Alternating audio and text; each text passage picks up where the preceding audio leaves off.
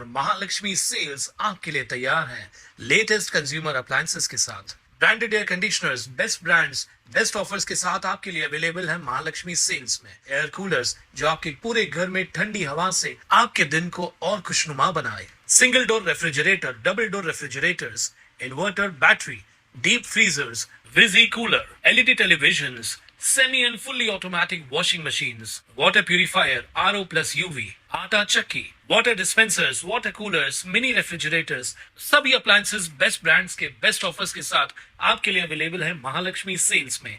जय एकवीरा, मी ज्या पक्षामध्ये निस्वार्थीपणे काम करत होती त्या पक्षातनं मला उमेदवारी देण्यात नाही आली, ठीक आहे।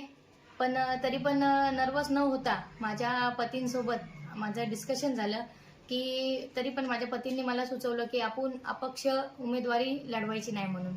तरी पण मला लढवायचीच नव्हती अपक्ष खरं तर। त्याच्यानंतर इतर पक्षातनं मला उमेदवारीसाठी 2-3 वेळा असे फोन वगैरे आले, तर मग पुन्हा मी पतींसोबत डिस्कशन केलं माझ्या की चर्चा झाली आमच्या दोघांमध्ये।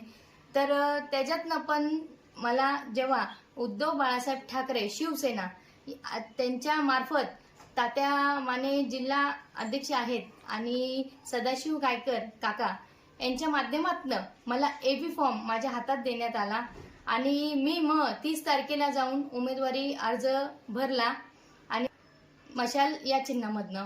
दुसऱ्या दिवशी मला निवडणूक अधिकाऱ्यांनी बोलवून असं कळवण्यात आलं की दोघांनाही ते चिन्ह मिळालेलं आहे, तर ते चिन्ह त्यांना मिळते आणि मी बाद नाही झाली, पण मी अपक्ष आहे म्हणून असं त्यांनी मला सांगितलं। तर ठीक आहे, अपक्ष आहे, खरं तर मला उमेदवारी अपक्ष लढवायचीच नव्हती, परंतु शेवटपर्यंत पण ज्या पक्षाकडनं मला चिन्ह मिळालं तर आम्ही मातोश्रीवरती सुद्धा गेलो।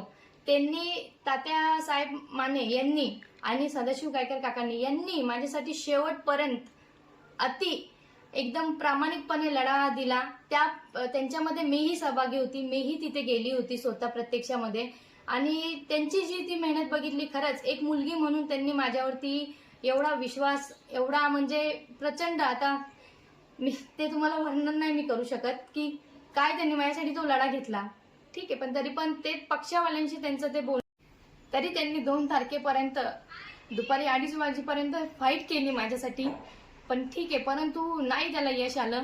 पण 2:30 वाजून गेले होते, पण त्या क्षणी जर मी तिथे फॉर्म माघार घ्यायला गेली असती फॉर्मची, तर जे माझ्यावरती प्रेम करतात आणि मला जेवढे पण विश्वास दाखवतात माझ्यावरती, तेवढ्या सगळ्यांना वाटलं असतं की आणि कुठेतरी माझ्या नावाची बदनामी झाली असती की मी पैसे वगैरे खाल्ले। तर अशा प्रकारे मला कुठलाही डाग माझ्या अंगावरती अगोदरपासून नाहीये आणि आता पण मला नकोय। माझा पब्लिकमध्ये माझी जी इज्जत आहे, माझा मान सन्मान आहे, तोच माझ्यासाठी खूप आहे।